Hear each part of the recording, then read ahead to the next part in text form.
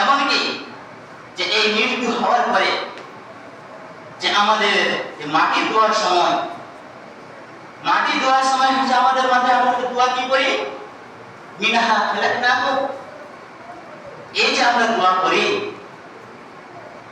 এটা সেখানকার দোয়া নয়, এটা হচ্ছে কুরআনের আয়াত, সূরা তাহা আয়াত নাম্বার 55 নম্বর আয়াত।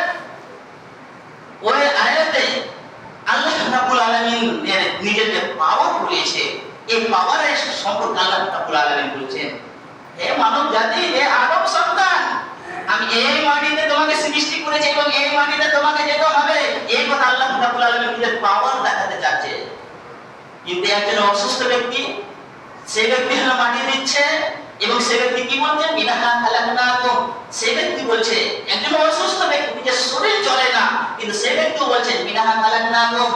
মাটির কাছে যে বলছে যে আমি তোমাকে সৃষ্টি করেছি এবং এই মাটি থেকে তোমাকে আবার আসতে হবে এবং মাটি থেকে তোমাকে যেতে হবে, সে ব্যক্তি বলে থাকে।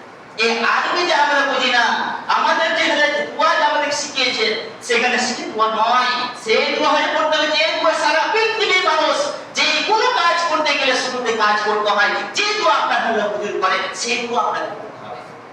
সেই দোয়া আপনাকে করতে হবে যে খাওয়ার সময় আপনি কি দোয়া করেন, কাম করার সময় কি দোয়া করেন, সেই দোয়া সেখানে করতে হবে।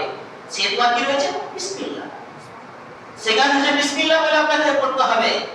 এবং মাটির উপরে যে আমাদের সমাজের মধ্যে